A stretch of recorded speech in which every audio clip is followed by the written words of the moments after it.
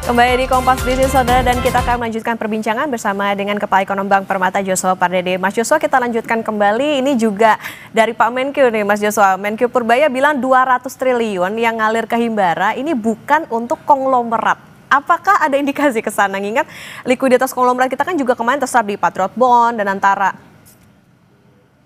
Ya, memang ada indikasi ya bahwa kalau kita melihat dari sini mungkin indikasinya adalah penyaluran kredit untuk segmen korporasi ya. Mungkin ini diinterpretasikan oleh Pak Menkyu adalah dialirkan kepada konglomerat ya. Mungkin interpretasi seperti itu dan mungkin harapan dari Pak Menkyu adalah penyaluran dana sal pemerintah yang ditempatkan di Bank Himbara tersebut ini dialirkan ataupun disalurkan kepada kredit UMKM ya, harapan seperti itu yang mungkin ataupun kepada kredit-kredit korporasi atau koperasi misalkan ya, yang memang kepada yang bisa menyasar kepada masyarakat menengah ke bawah ya, yang memang meskipun memang kalau kita melihat dari perspektif perbankannya pun juga perbankan mestinya melihat bahwa kalau kita melihat risiko kredit di segmen UMKM saat ini memang relatif cenderung lebih berisiko dibandingkan korporasi yang memang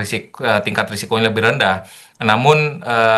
di sisi lainnya tentu pemerintah dalam hal ini juga perlu diharapkan memberikan guidance ya, dalam artian agar tadi produktivitas dari penempatan sal ini bisa lebih tinggi lagi dan juga tadi bisa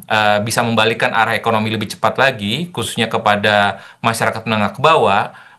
Sebaiknya memang perlu ada guidance setidaknya sektor-sektor mana saja yang perlu diarahkan. Misalkan sektor-sektor padat karya yang memang menjadi penekanan, misalkan sektor pertanian ataupun hilirisasi pertanian, lalu juga perdagangan, lalu juga manufaktur ya yang bisa menyerap tenaga kerja. Ya, tentunya ini menjadi salah satu harapan kita semua bahwa penempatan dana sal ini bisa produktif ke depannya sehingga ini akan bisa mengakselerasi khususnya pertumbuhan ekonomi dalam jangka pendek ini yang dilihat yang menurut asesmen dari Pak Menkyu sendiri bahwa likuiditas keuangan ataupun perekonomian memang cenderung sedikit terhambat ya di pertengahan tahun ini, namun setelah dengan adanya penempatan dana sal pemerintah tersebut, menurut data BI pun juga sudah menunjukkan tanda-tanda perbaikan ya, dan kalau kita melihat dari sisi pertumbuhan M2 dan juga M0 adjusted pun juga sudah menunjukkan tren meningkat sehingga kita bisa nyatakan bahwa sudah ada peningkatan likuiditas, namun tentunya perlu ada peningkatan produktivitas juga dari sisi penyaluran kredit agar tadi dampak kepada perekonomian pun juga akan bisa